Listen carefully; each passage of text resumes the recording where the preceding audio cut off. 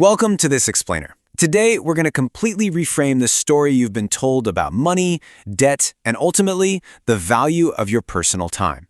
We're uncovering the hidden history of money and how it's operated as a quiet machine of power for over 10,000 years.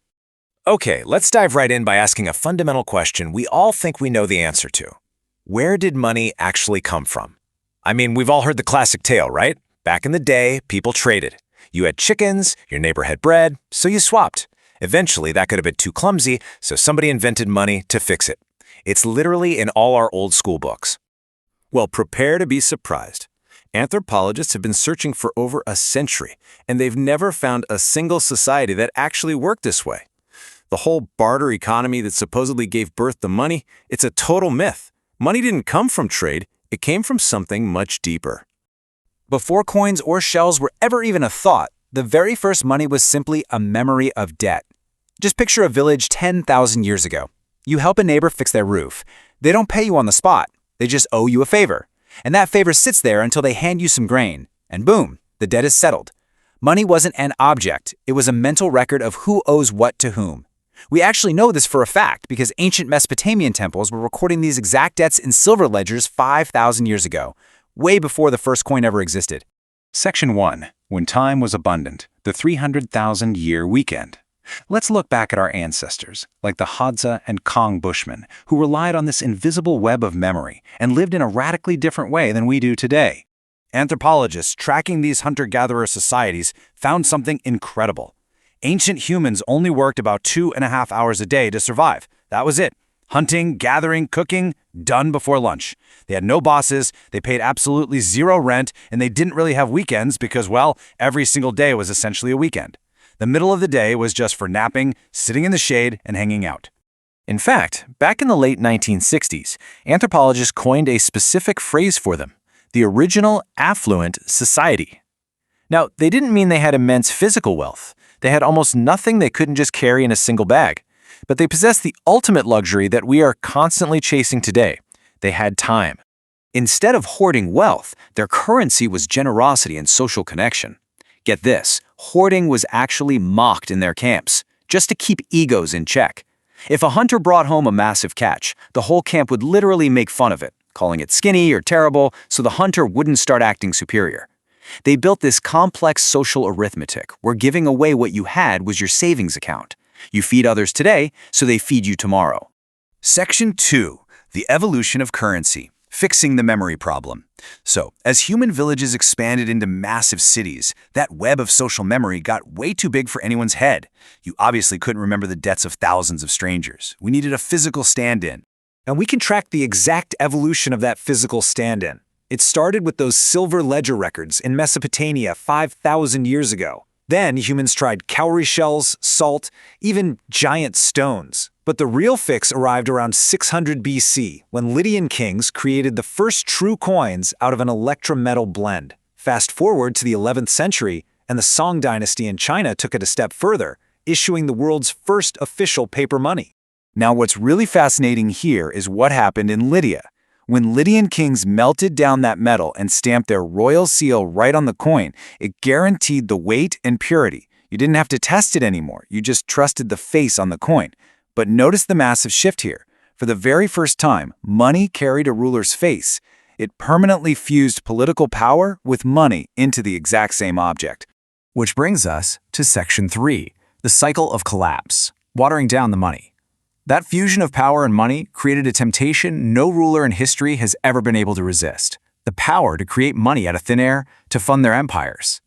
Once you see this pattern, you literally see it everywhere. It's a repeating three-step cycle. First, power captures the money. Second, it quietly drains its value. And third, this system collapses. Take the Roman Emperor Augustus. His denarius coin was almost pure silver, but running an empire is seriously expensive. So later emperors melted those coins down, mixed in cheap copper, and restamped them.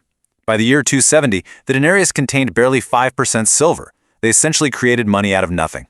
Over in China, Kublai Khan did the exact same thing with paper money, printing endlessly until the Ming dynasty had to abandon paper entirely. The most chilling modern example of this collapse happened in 1923 Germany. After the First World War, Germany was forced to pay enormous sums, so they just printed money around the clock. Hyperinflation wiped out an entire nation's savings in a matter of months.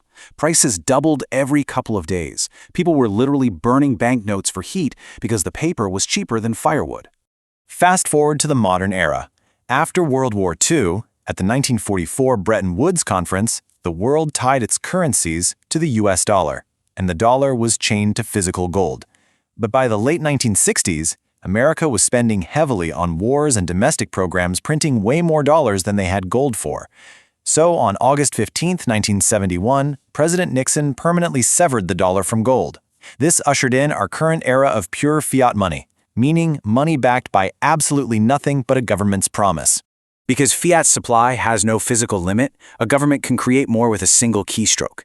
And what does that do? It dilutes the value of all the money already out there. Since 1971, the US dollar has lost more than 80% of its purchasing power. The number on the bill doesn't change, it just buys you less every single year. And think about what this means for you. We trade our incredibly limited time on Earth working for this money. When the money loses value, it quietly erodes the value of the time you spent earning it. It's basically the modern equivalent of shaving the silver off that Roman coin. Section 4. The Digital Frontier, 2008 and the Fork in the Road. This quiet erosion of our time and savings absolutely exploded into plain view during the 2008 financial crisis. When banks collapsed under risky bets, governments conjured trillions of dollars on screens to bail out the very institutions that caused the crash, while the public lost their homes and absorbed the cost through inflation. Understandably, this led to a very dangerous question of trust. That 2008 crisis birthed two competing, totally opposite futures for money. On one side, in October 2008, Satoshi Nakamoto published the blueprint for Bitcoin. It has no owner, no central bank, a hard limit of 21 million coins that can never be inflated, and it runs on a public record. It's kind of like a return to that ancient shared memory of debt, but answering to no central authority. On the exact opposite side, central banks began developing their own response, central bank digital currencies, or CBDCs.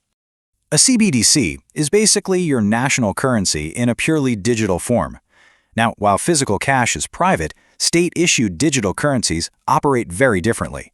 Over 100 countries right now, including China with its digital yuan, are exploring them.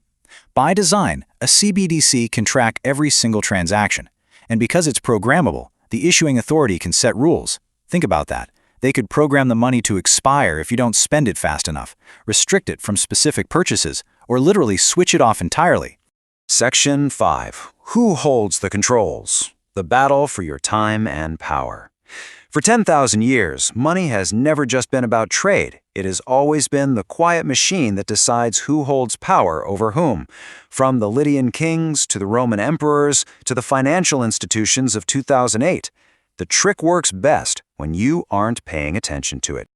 As we move into this highly programmable digital frontier and leave the time-rich lives of our ancient ancestors far behind us, we are facing a massive fork in the road.